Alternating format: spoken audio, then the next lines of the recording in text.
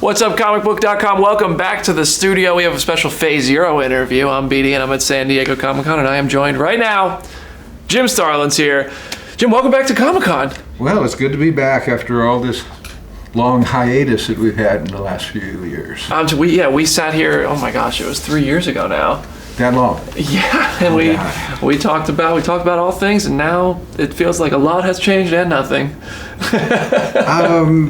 I have a lot more change than nothing happened. Oh, yeah? Yeah, I've gone through a lot of changes in the last 3 years. Oh, yeah, well, we're happy to be here in person and celebrating comics. You're celebrating 50 years in comics.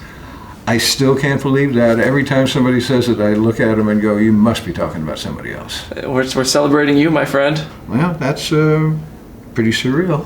Hey, well, congratulations. But how has we're day 2. Have you got a chance to interact with fans or have any moments to take in the 50 years? And well, we did a panel yesterday on it, and Coy was a great interviewer in that. He was good to work with on that. And then, I did some time at a table yesterday. So it's sinking in. I'm still in denial a lot, but I'm sinking in. When you're on the panel, did you take fan questions? We did. What are the characters people ask you about the most now? Who do you think? Big purple guy. Yeah, big chin. Chin, is it? But so many of your characters now have become part of just mainstream culture. I mean, you're seeing them on T-shirts. You're seeing people dressed up as characters who the Marvel Cinematic Universe has taken Marvel Comics guys and blowing them up. It's not just Thanos now. It's the Guardians. It's Shang-Chi. We got Pip, Eros. Yeah. I mean, all these strange esoteric characters that I thought they would never touch. Because back when they started, it was strictly Batman, Spider-Man. The heroes. Yeah. And the fact that Thanos has gotten as big as he has is, well, quite frankly, surprised the hell out of me, because I always thought he was just too weird and esoteric. And I'm apparently wrong. That's why I don't make movies. I obviously don't know what I'm talking about. You make good comics, and now, Thanos is just embedded in pop culture, and everybody knows Thanos now. It's pretty unbelievable.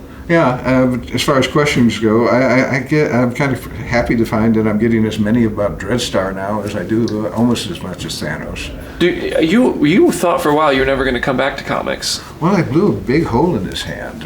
Right about here, it was about 1 inch deep, and for about 3 years, there was nothing I could do about drawing. I would hold a pencil for about 5, 10, 15 minutes, and my whole hand would cramp up, and the next thing I knew, I was having to soak it in ice. But 3 years of squeezing rubber balls, I have to make that rubber thing in there. I've made that mistake several times, and other exercises and that. And finally, I got pestered into doing a sketch at a convention. And I was very surprised when I didn't cramp up, and slowly started getting back into it. Yeah. So it was an odyssey. I used to dream about it. I'd wake up in the middle of the night and go, I've been drawing. Oh, God, man. No, I haven't been. I'm still in bed. What was it like to be away from it for so long? I was fortunate that I'm also a writer, so that I could go off in that direction, but I missed it. I had the drawing board. I never set the drawing board aside. It was always up in my studio, gathering dust. Yeah. But, it eventually became my buddy again. Yeah. And we're producing like crazy now. Yeah, you just had Dreadstar Returns come out last year? Yeah, and we have Dreadstar versus the Inevitable coming up as soon as it gets inked and colored. And I'm 45 pages into Dreadstar versus Dreadstar. Wow. Oh, how has the reception been from fans who are...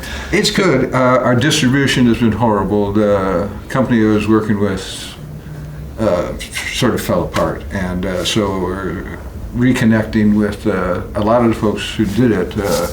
A new company named Monkey Wrench, and they're going to be the publisher at this point. And I'm looking really forward to it because they're good folks. The ones who survived the purge are the best. So can't wait to get it started here come the first of the year. Is it intimidating to dive into Dreadstar again because when you write a Marvel book or a DC book, one of those big publishers, it's like, it's people they're going to be on shelves, they're going to be right there in people's faces, and when you do it independently, it's probably a bit more, you get a bit more freedom, I'm sure. It's also maybe a bit more nerve-wracking to think about how are we going to get this in people's hands. Well, I slipped into the storytelling of trying to get it for somebody who didn't know who Dreadstar was. someone who was like maybe 15, 20 years old now who had never seen the original one, and it was very easy to set it up where it was basically I was coming back 25 years later, and all the characters had moved on to doing different things, but at the same time that made it very easy to tell who they had been. And so the folks who have read the book, who didn't know who Dreadstar was, have said it was very easy to come in and just start up on this point. Good. They didn't need the omnibus. Nice. Oh, No. that's good. Though I still hope it's still available. Yes, if you to go get the omnibus anyway and read it and enjoy it. Now, I do want to chop up some Marvel stuff with you. I want to hear about your experience as these characters have grown.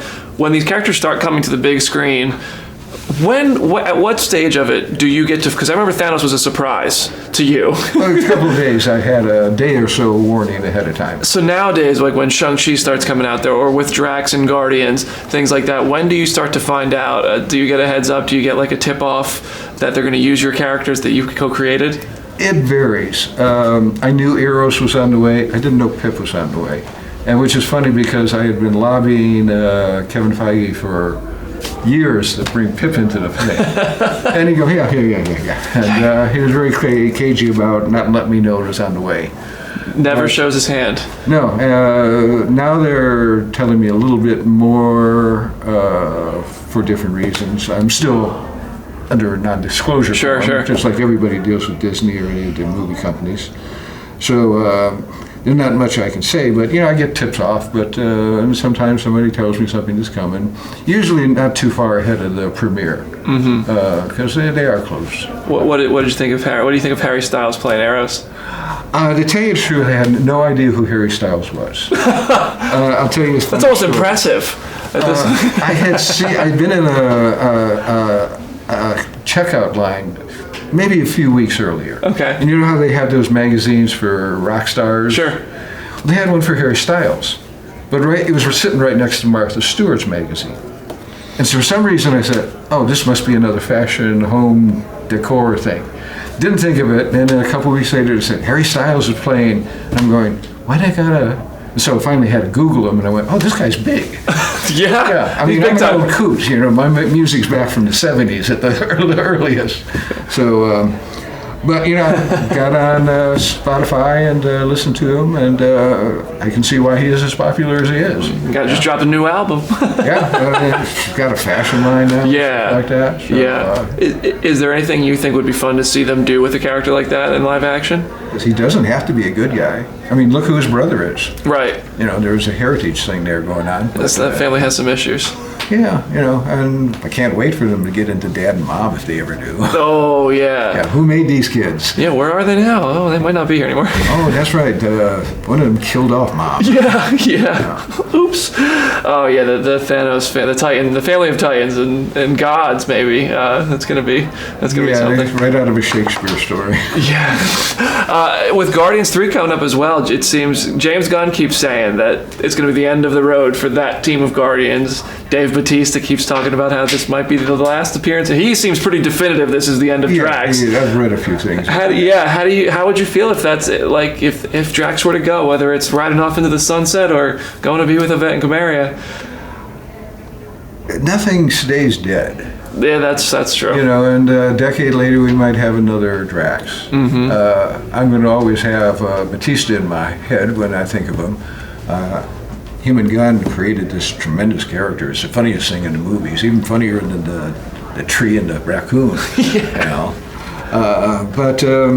I think that it'd be kind of interesting, and I think I have some ideas where they're going with it if they're bringing Warlock into it and that. So we'll see. We'll see what happens. I mean, part of the fun of going to these things is not knowing until you get onto the screen, see it on the screen. Yeah.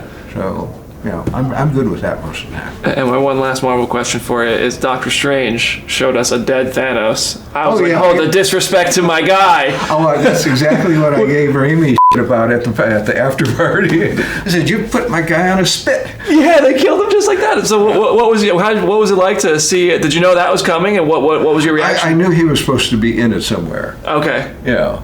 But my reaction, I laughed, of course. Yeah. I mean, okay, it was the end of the end game and their universe, and there he was on a spit.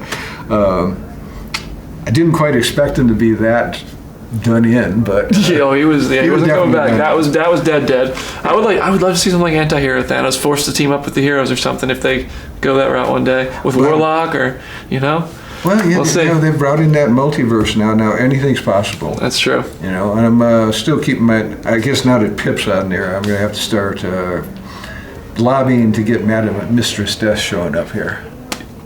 Yeah, you can bring back another Thanos, and he can have a girlfriend. Yeah, and that's a whole different tie-in too. Yeah, and that gets you more into the psychological stuff that I was really having the most fun with him. Yeah, it'd be fun to see. Well, Jim, it's always a pleasure to talk to you, man. Thank you so much for coming by the studio. My pleasure. And everybody at home, make sure you stay tuned to comicbook.com for more updates from San Diego Comic-Con. I'm BD. See you there.